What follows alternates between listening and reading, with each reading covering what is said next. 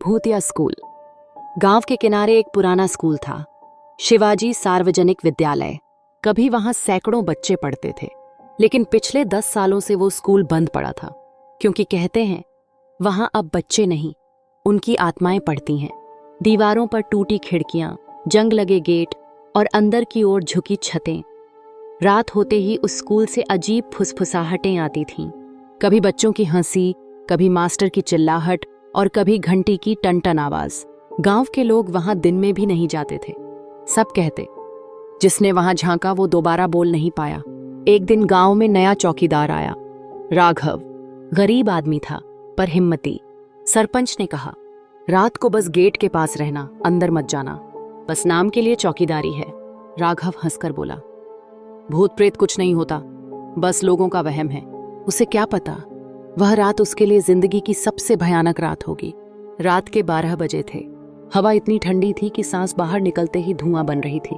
राघव ने अलाव जलाया और फाटक के पास बैठ गया। अचानक उसे लगा कोई गाना गा रहा है, धीमी सी आवाज, बच्चों की तुकबंदी जैसे। मास्टर जी घंटी बजाओ, पढ़ाई शुरू करो। राघव की रगों में खून जम गया। आवाज स्कूल के अंदर से आ रही थी। वह कांपते हुए टॉर्च लेकर अंदर गया। क्लास नंबर 3 की खिड़की से नीली रोशनी झांक रही थी। अंदर झांककर उसने देखा, कई बच्चे बैठे हैं, सब सफेद कपड़ों में, आंखें लाल और चुपचाप ब्लैक बोर्ड की तरफ देख रहे थे। ब्लैक बोर्ड पर लिखा था, आज का पाठ मृत्यु। राघव ने झपकी ली, फिर देखा तो अंदर कोई नहीं था, सिर्फ बेंचें और टूटी खिड़कियां। टॉर्च बंद हुई और किसी ने उसके कान में फुसफुसाया, क्लास खत्म नहीं हुई मास्टर जी। वह डर के मारे पीछे गिर पड़ा। भागते हुए गेट तक पहुंचा, पर गेट अपने आप बंद हो गया। अगले दिन उसने सबको बताया, पर कोई यकीन नहीं करता। गांव वालों ने कहा, वो बच्चों की आत्माएं हैं जो आग में जिंदा जल गई थीं। राघव ने ठान लिया, अब वो सच्चाई जानेगा। रात के 12:30 बजे वह फिर स्कूल में गया। इस बार उसने फाटक खुला छोड़ा। अंदर घुसते ही उसे बोर्ड पर बच्चों की हंसी सुनाई दी। कमरा नंबर 5 के दरवाजे पर खून से लिखा था, हम लौट आए हैं। फर्श पर छोटे छोटे जूते पड़े थे, कुछ सड़े हुए, कुछ जल चुके। एक बेंच पर धूल में उंगली से किसी ने लिखा था, मास्टर हमें जाने नहीं देंगे।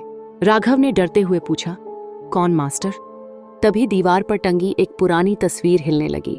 तस्वीर में वही मास्टर थे, महेश्वर सर। उनकी आंखें धीरे धीरे लाल चमकने लगीं। राघव के पीछे दरवाजा अपने आप बंद हो गया।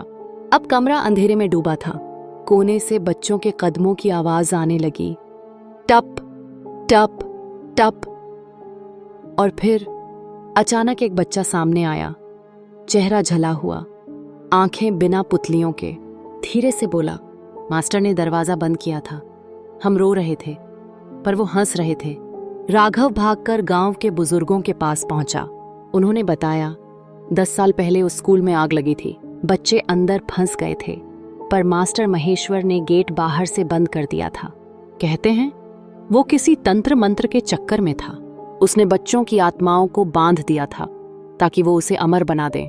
गांव ने स्कूल बंद कर दिया, पर आत्माएं वहीं रह गईं। अब हर साल आग लगने वाली रात को वो बच्चे अपनी क्लास लेने लौट आते हैं।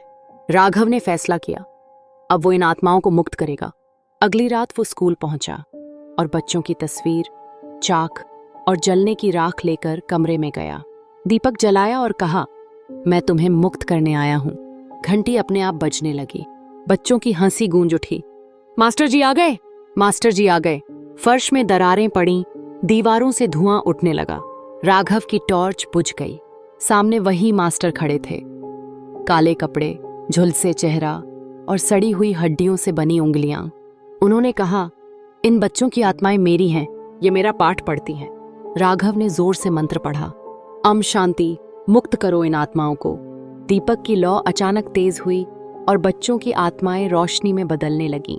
मास्टर चीखा, नहीं, ये मेरा स्कूल है। एक पल में पूरी इमारत हिलने लगी। दीवारें गिरती रहीं, रोशनी फैलती रही और अंत में सब कुछ शांत हो गया। सुबह जब गांव वाले पहुंचे तो स्कूल आधा ध्वस्त था। फर्श पर राख पड़ी थी, पर बीच में एक लाइन चमक रही थी, धन्यवाद राघव।